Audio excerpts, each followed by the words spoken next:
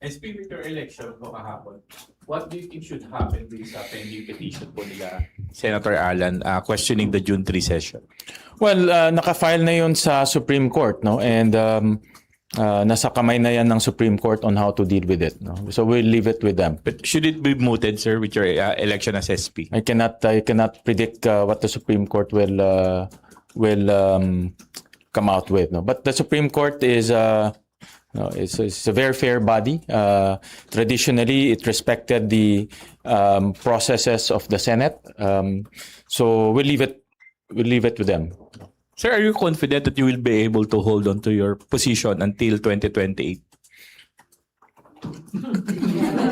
Kakaupo ko pa lang, yun na kaagad din. Kasi ako naman, honestly, I serve at the pleasure of our colleagues, no? Hindi naman ako kumbaga nasa kanila yon, no, sa mga colleagues natin. And like kilala niyo naman ako, whether Senate President or not, I will work for the Filipino people. Sir, kasi ang ano sir ng public, kung kakayanin pa ba after ng matapos yung binanggit nyo nga, Senate Flix, then another episode or another season ng Senate Flix na naman in the coming months? Ako, ang sentimento na nakukuha ko sa ating mga kasamahan, gusto na nila rin bumalik sa trabaho, no? Stressful din nangyari sa lahat, hindi lang naman sa akin or sa ilan na senator, lahat na stress, no? So they want to go back to the regular programming, which is legislation, debates, resolutions. Hindi kami magkaka-agree on many things, hindi rin kami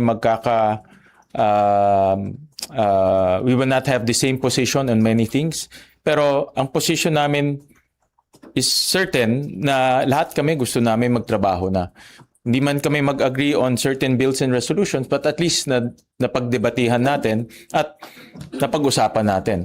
No? At kung maaprubahan, mas maganda. Kung hindi, then that's legislation. Legislation is hindi lahat ng gusto mo nakukuha rin, no? So at least napag-uusapan, napagdedebatihan. Sir, will the committees be able to hold hearings during the break? Yes, they can. Kahit na wala pa po yung ibang ang quorum membership is only one, no? So mayroon silang isang senator, pwede na silang mag-hold ng hearings. Kahit wala pa pong assignment ng yung mga minority members. Pwede na sila mag-hold ng hearings. They can get information, they can conduct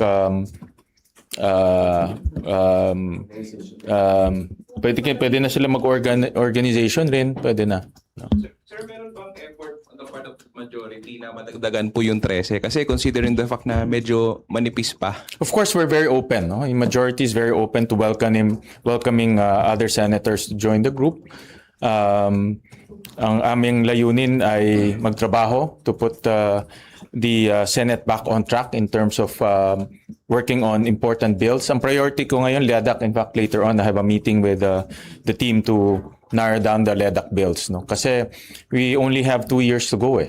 Ang cycle ng isang bill is more or less 1.5 years to 2 years. Alam niyo naman yan. No? So we barely have enough time to finish the bills. So kailangan talaga, kaya yesterday, pag may bills, talagang I talked to the chairman, I talked to the people who will debate para makita natin kung ano yung pwede nating solution and matapos yung bill. No? Pero sir, sa style ng leadership nyo, meron bang in-expect na major changes?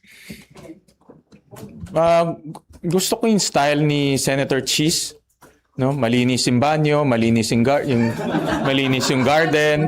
no, mabango yung Senate. In fact, kausap ko na nga siya, hiningi ko sa supplier niya ng pabango, no. So but ang tao kasi lalo na mga bisita natin, hindi naman nila alam yung rules of the Senate.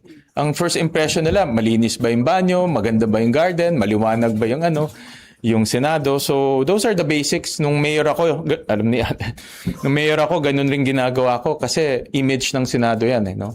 So that's one thing I learned from SP Cheese, na importante yung image. It might be trivial, no? Parang walang hindi importante, pero in the eyes of the public, importante yan. SP, in case na ma-elect nga si Sen. Cheese na presiding officer ng impeachment court, bakit okay lang sa'yo? Sinasabi naman ng mga kasama mo na competent. Let's wait, guys, kasi pag-uusapan pa yan. No? Let's wait. It will be a discussion. Pero sir, yung BICAM ng budget mananatiling talagang open sa public. Yes, I talked to Senator JV this morning at napag-usapan na namin yung budget process. The BICAM will remain open. The documents will be uploaded like last time. Mga transcripts uploaded rin real time. So lahat yan ipapatuloy ni Senator JV. Sir, kahapon po nag-post si Congressman Pulong Duterte. Sabi niya, may info siya na naglabas na raw may in-issue na warrant ang ICC for Senator Bongo. If ever lang, sir, na totoo yun, and Senator Bongo will seek the help of the Senate, can he expect the same yung binigay kay Senator Bato na protective custody? Wala pa akong nakukuhang information na ganun. So it's very difficult to again, it's very difficult to preempt. No? Let's wait kung totoo nga yung information na yun. No? So, sa ngayon, sir, di ba kasi parang sinasabi nila, kapag may session, hindi pwedeng mag-aresto sa Senate. May ganun bang aasahan si Senator? Ayoko magsalita in advance kung wala pang information. Mahirap, no? Mahirap. The situations vary, no? So it's very hard to answer and then iba naman yung situation, no? Sir, yung kay Senator Jinggoy Estrada, di ba nagbaba ng Sandigan Bayan ng 90 days suspension? Ang Senate po ba kailangan pa yun i-approve o automatic na yun? Okay. Yung kung ano yung itong 90 days suspension hindi bago ito, no? Nangyari na ito in the past, no, with other senators. So kung ano yung naging practice in the past and ano ang legal practice in the past, yun ang susundan natin. In this case, I haven't, kasi naging busy sa pre-trial, no? So I haven't really sat down with our legal team on how to go about it. But ang masasabi ko lang, kung ano yung legal practice in the past, yun ang susundan natin. I'll give you a straight answer pag nakausap ko na legal team. No? Kapag sir, separate pa ba yung sa impeachment, yung role niya as a senator judge sa impeachment? From what I understand, pag suspended ka as a senator, kasama na rin dun yung being a senator judge. No? So the suspension is to the senator and it carries with it all the responsibilities as a senator, including becoming a senator judge. Pero sir, natanggap niyo na po. Or considered pa rin siya as a senator? You have to distinguish determination of the quorum and to convict. No? These are two separate things. Determination of the quorum is iba yun, no? And determination to convict iba rin yun. No? Simple sir, majority yung sa quorum. Simple majority, sir. Ang quorum, yes, simple majority. Yeah. Which is 13. Yeah.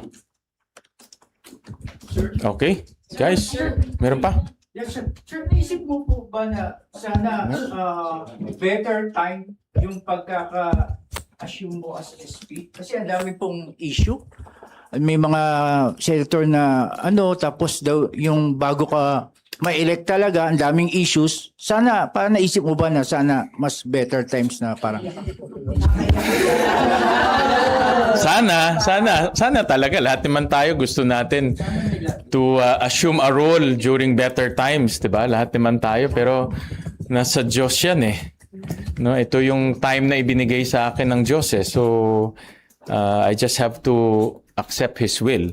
No, so I wish it was a better time, a more harmonious, a more less stressful, but that wasn't the time given to me. So I just have to accept that. No? Heightened security alert pa rin po. Yes. Kapag magko-conduct po ng hearings ang committees, paano po ang magiging